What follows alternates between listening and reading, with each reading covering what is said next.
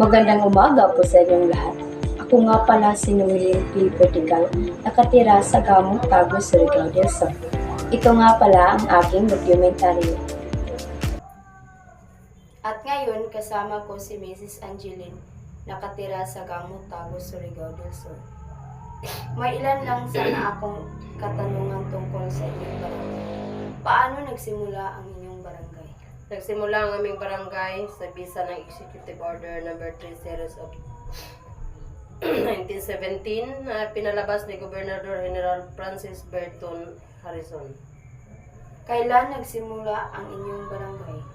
Nagsimula ang aming barangay noong Enero 1, 1917. Bakit dito hinango ang pangalan ng inyong barangay?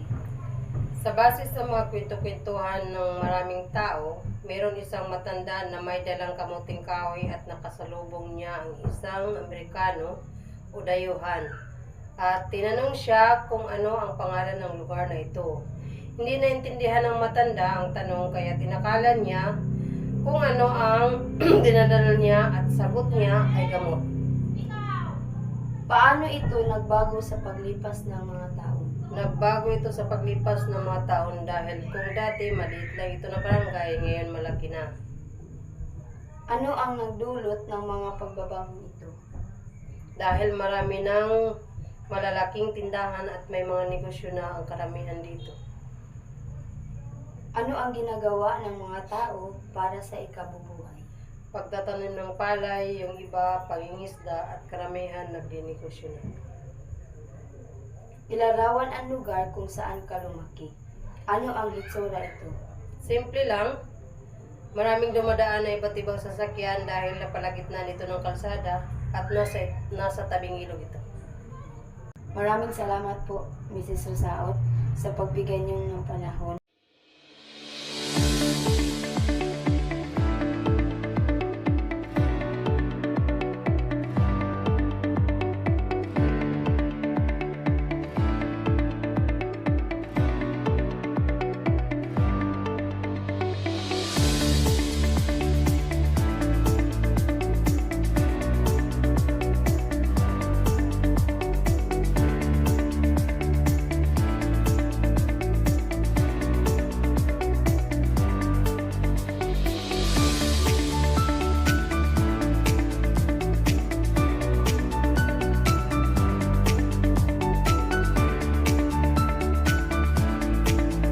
Palay. Noon ang mga palay, karamihan ay hindi nilalagyan ng mga pampatagal kasi ang lupa nila.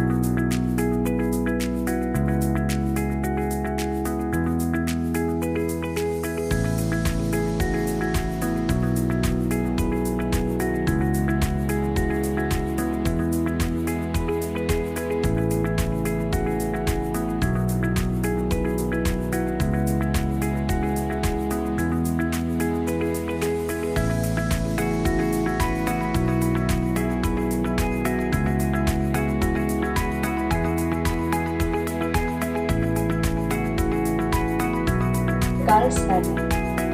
May kaibahan ng kalsada noon at ngayon ay malaki at iba-iba. Depende sa iba't ibang mga sa kasalukuyan, mas maayos at matibay ang mga kalsada kumpara noon. Mas marami rin ang mga simentadong kalsada at mga infrastruktura para sa mga sasakyan. Sa ngayon ay maayos na ang ating kalsada dahil maraming mga tao na nagsasabi na gusto nila ang mga estudyante hindi na maputi at hindi na marumi ang kanilang damit.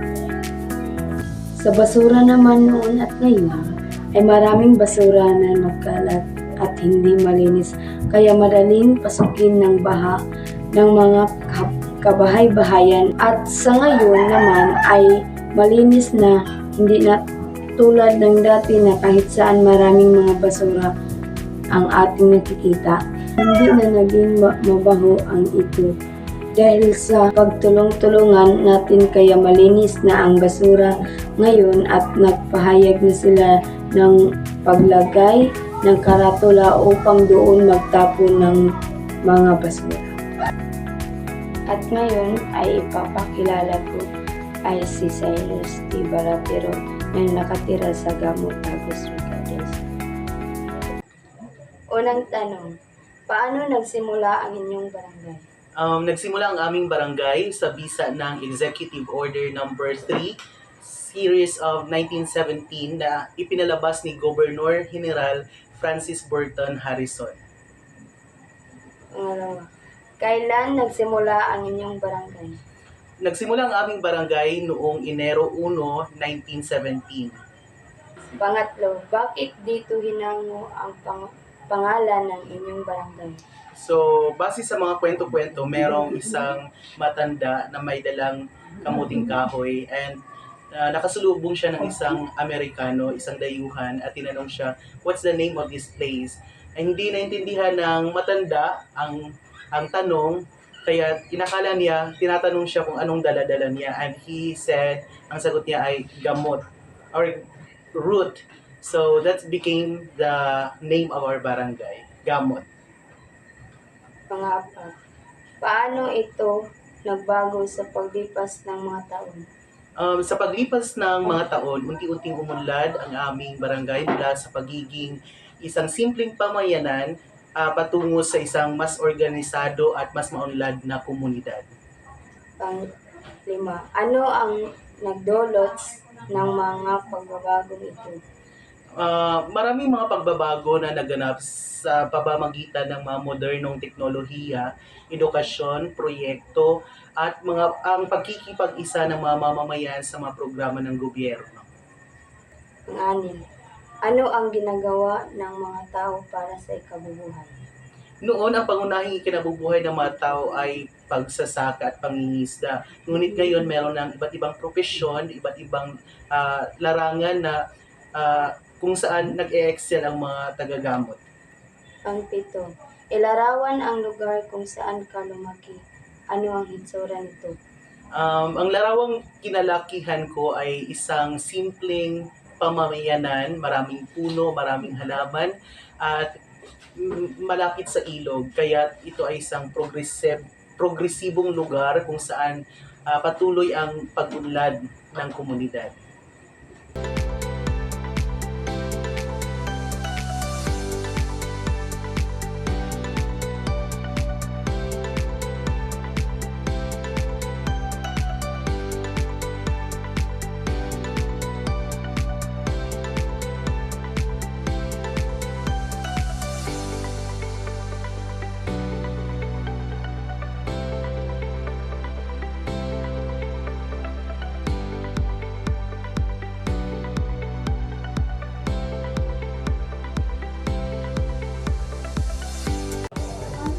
At hindi na kailangan ng pagpataba at pag-aano. Noon, ang palay ginagamit pa ng galab at trisel.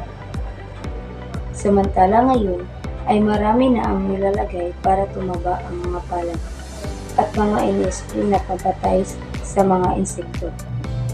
Ito na po ang lahat ng history sa Gamot, Tagus, Ricardes, na karamihan ay may kabaguhan dahil sa paglilingkod ng ating mga at saka tinagtanuhan dapat rin may kabaguhan sa bawat taon dahil ito ang ating kapansanan sa bawat isa at ang datos ay nagpapakita rin ng mga pag-unlad at infrastruktura nito tulad ng paaralan, healthcare at iba pa at may pasilidad sa pampubliko.